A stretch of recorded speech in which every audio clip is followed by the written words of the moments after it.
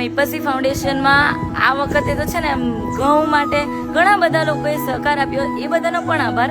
અને આજે અમદાવાદથી આવ્યા છે મહેમાન અને એ લોકો પણ ઘઉંનો સહયોગ લાયા છે. તો ચાલો આપણે એ બધા લોકો જોડે વાત કરીએ. મારું નામ હિતેશ પટેલ છે. અહીંયા અમે પહેલી વખત અમે વિડીયો જોયો હતો ઇન્સ્ટાગ્રામ ઉપર, તો અમને લાગ્યું કે એક વખત સેવા આપવી જોઈએ અહીંયા. તો અમે પહેલી વખત જ્યારે આજે ફર્સ્ટ ટાઈમ આવ્યા છીએ ત્યારે અહીંયા આવ્યા ત્યારે એમને કોર્ડિનેટ્સ બી સારું કર્યું છે. અમે બીજી જગ્યાએ જ્યાં ત્યારે અમે ઘઉંનું ધ્યાન કર્યું છે અને બહુ સારું છે સગવડ અને બહુ સુવિધા બી સારી છે. એ લોકો સારો આપણે આદર ભાવ બી આપે છે. એ બદલ તમારે પણ કોઈ બી માણસને આવવું જોઈએ, એક વખત અહીંયા એક વિઝિટ કરવી જોઈએ. અને બાપુનો સ્વભાવ તમને કેવો લાગ્યો? બાપુનો સ્વભાવ 100% સારો છે.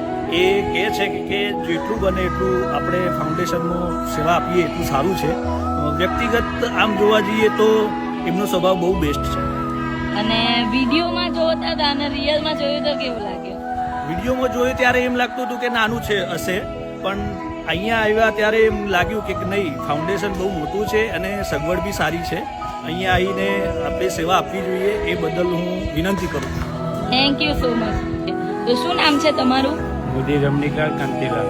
તો તમને અહીં આવીને કેવું લાગ્યું? ઠીક, સારું લાગ્યું. તમારું નામ શું છે? રોહિતભાઈ નામ છે. તો તમને અહીં આવીને કેવું લાગ્યું? બહુ સારું વસ્તુ છે. બાપુ બહુ સારી સેવા કરે છે.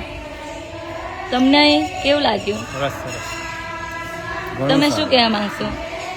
બસ બધાના આ જોઈને બીજા બધાના જે ઇન્સ્પાયર થાય અને આવી રીતે સેવા કરતા હતી, ફૂલની પાંખડી આપતા રહે. તો તમને અહીં આવવાની પ્રેરણા કઈથી થઈ? અમે બાપુના વિડીયો જોઈએ અને અમને લાગ્યું કે અમારાથી બને એટલી સેવા કરવી જોઈએ.